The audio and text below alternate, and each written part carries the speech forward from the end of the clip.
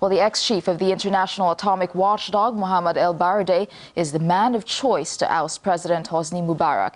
And while the army is installing barricades in Cairo, many countries have started evacuating their citizens. Our correspondent Paula Sleer is in Egypt for us. It was late on Sunday evening when Mohamed El-Baradei addressed the hundreds of thousands of protesters who, for 7 days now, have been demonstrating downtown in Tahrir Square.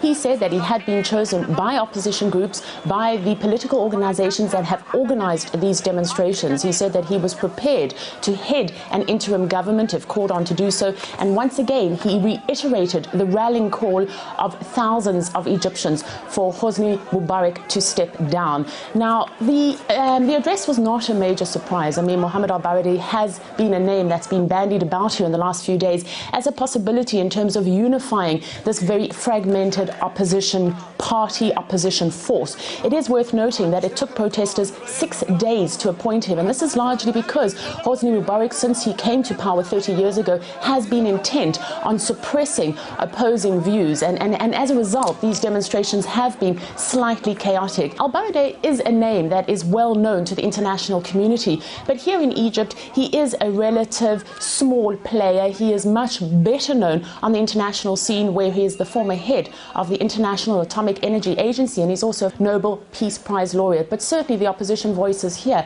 getting an impetus with this new appointment. Last night, as we saw in previous nights, the protesters out in downtown Cairo defied a curfew, thousands of them gathering in Tahrir Square. Morning prayers have already happened. No doubt that as the day progresses, there will be an increase in calls for Mubarak to step down and the possibility of growing violence. It is worth noting, though, that the main problem that people here are facing at the moment is that of lawlessness. The army is in full control, and they have been allowing demonstrators to come and leave the protest. The police are nowhere to be seen, and what this means is that ordinary citizens are having to protect their properties against vigilante groups. Some of them are people who broke out of prisons on Sunday. Some of them are people who simply raided police stations and stole weapons and ammunition from there, and they've been parading the streets in some neighborhoods. They are in control of the neighborhoods, and that is really the major concern that people here, particularly in Cairo and other cities, are facing. The sense you get is one of unpredictability. The sense you get is instability, and really a situation that can flare up at any moment. It does seem at the moment as if violence is on the horizon. Just how long these demonstrations will continue and just how that violence will end remains to be seen. Talking to protesters, though, what many of them say is that if Mubarak does not step down, overseas, particularly Europe, beckons, and I filed this report in that respect. First, he sent in his army. Then he reshuffled the government. Next came the Air Force. People's voices here are loud, but they're being drowned out by F-16s and MiG-21s flying overhead. Mubarak is not going down without a fight. Thank you, Mr. Obama. This is your friend. This is Hosni Mubarak. This is your friend. And the American involvement reminiscent of earlier revolutions in Eastern Europe.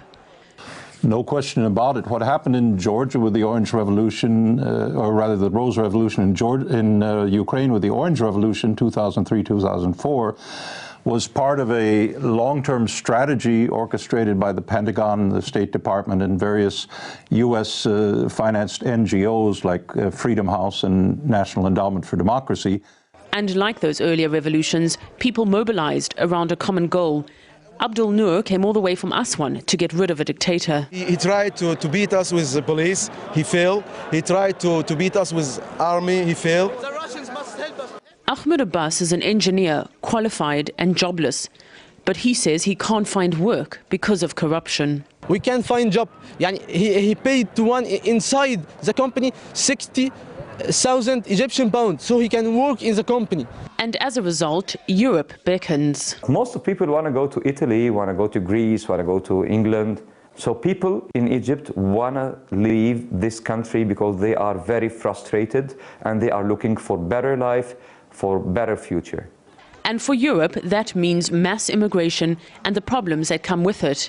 May Khorshed lives abroad, but got caught up in the violence on a trip back home. I don't think I think there's enough momentum at the moment that people will just continue to just go out and protest until something is done. I think people are just fed up. The casualties keep climbing. Young faces, victims of an aging regime. Mohamed El-Baradei was with his cousin when he was shot dead. He took a bullet in his head, and the last word he said before he died, Tahya Masr. He's what meaning in English,